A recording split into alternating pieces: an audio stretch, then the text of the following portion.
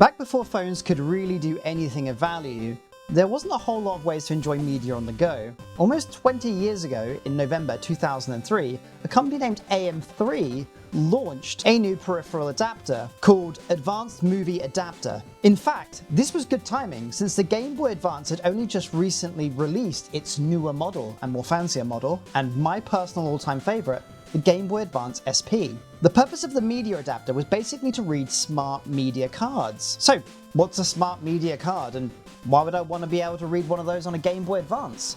Well, the Smart Media card was launched almost a decade beforehand in the summer of 1995. Smart Media, as a concept, was fairly simple. It was just to compete and replace the floppy disk. The Smart Media card was a single NAND flash chip in some plastic, and at only 0.76mm thick, it was one of the smallest and thinnest memory cards available on the market, and its size to weight ratio gave big profit margins. The Smart Media card had some interesting quirks, like being able to connect to a 3.5-inch floppy drive using a flash path adapter, but the long and short of it is pretty simple. It's really, really small. I can't stress this enough. It can hold from 8 megabytes on its smallest scale all the way up to 128 megabytes of data.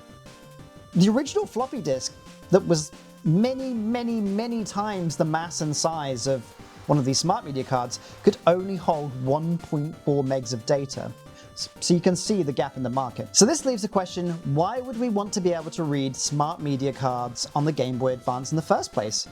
Well, this would, with some hefty audio and visual compression, make it possible to have anime episodes or even entire movies put onto a ROM chip and played back on the Game Boy Advance, giving you media on the go. 2 years from then on, Sony would actually enter the market and just do this idea but better, having entire movies licensed out as UMDs for the PlayStation Portable. Again.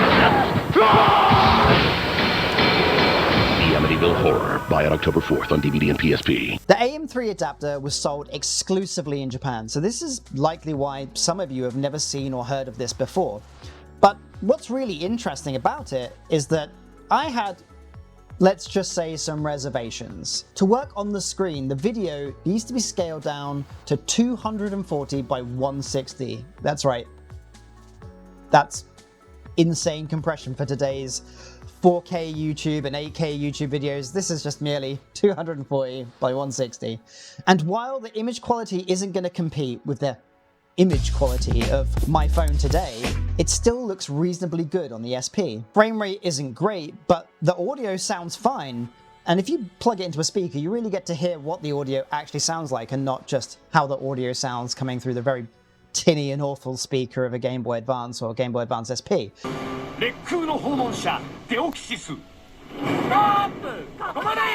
The audio, it does sound fine. And if you're plugging in headphones and you're not being that person who's constantly playing their music really loud or playing the movie really loud on a flight, you can actually hear it really well. And I was actually impressed with that, very impressed with that in fact. Now, there wasn't a great deal of options outside of Japanese animations and animations in general. But that said, there is a Western equivalent, the Game Boy Advance video cards. Now, while they weren't really that much different in concept, they were different in execution.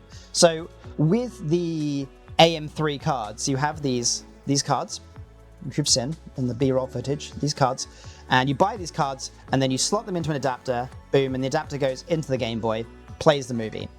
Now, the Western equivalent, the video cards, are actually just Game Boy Advance cartridges. I don't own any. They're white. That's how you will know if you found one in the wild.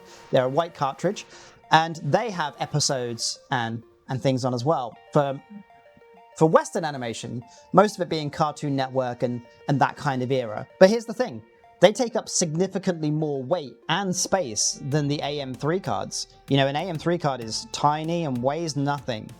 A cartridge, in comparison, well, I'll grab one. A cartridge in comparison, let's take this copy of Sword of Mana for the Game Boy Advance, right? So we've got Sword of Mana here, and then we've got this. It just takes up so much less space, right? And the weight difference is enormous. You could probably have 6 or 7 of these for the same space and weight as one of these.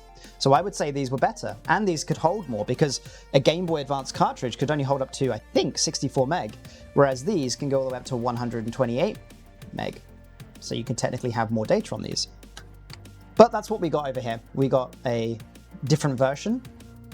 It makes sense, because something like this in the hands of a child in the 2000s, it would get destroyed very quickly, snapped, broken, swallowed. I don't know in which order, but yeah, that would be that would not last long.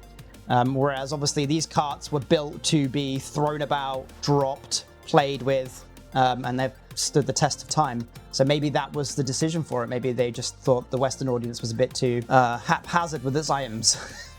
So here it is, the cinema in your pocket. I'm watching Pikachu the movie, or some little bits of it anyway, and I'm having a good time exploring this old tech. The AM3 might be a media system that never caught on over here in the West, and its uses are very dated in today's world. But it's fun to sit back and experience what was considered good enough some 20 years ago. You can kind of experience what, you know, a child had options for when it came to watching things not on their main TV, because we didn't have phones that could really do much back then. So this was as good as you're going to get as far as freedom to watch your own stuff. Did you ever watch movies on any of your handhelds, like the PSP? It's a pretty easy and common one to have done it with. And do you kind of miss it? In today's world, we have seemingly unlimited choices with what we want to watch on the go. And just remember, back in the early 2000s, that wasn't the case. Sure, we had phones, but they were still just a while away from what we have today. Now, as for my personal recommendation as to the best way to watch these AM3 cards, it has to be using the micro. And the reason I use the micro, two reasons.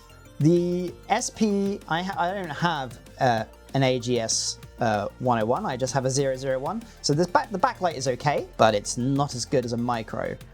And it just looked really, really clean and crisp. Obviously, it's a good bonus to be able to plug it into my wireless speaker. 劇場版ポケットモンスターアドバンスジェネレーション𝙋𝙬 の訪問者𝙋𝙬𝙍𝙀𝙍 Not that I would be able to play any audio out of my micro, and I don't even know why that is. So far so good. Including the screen, which I have, we'll go to the side. Some very... Where's my A&B? AM3, cool tech. Cinema in your pocket. You know you need one. I've been Bennett Pixel Portable. Thank you very much for watching. Bye. When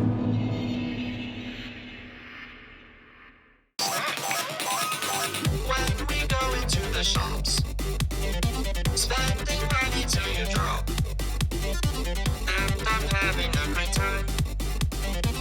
Convince me to spend some more.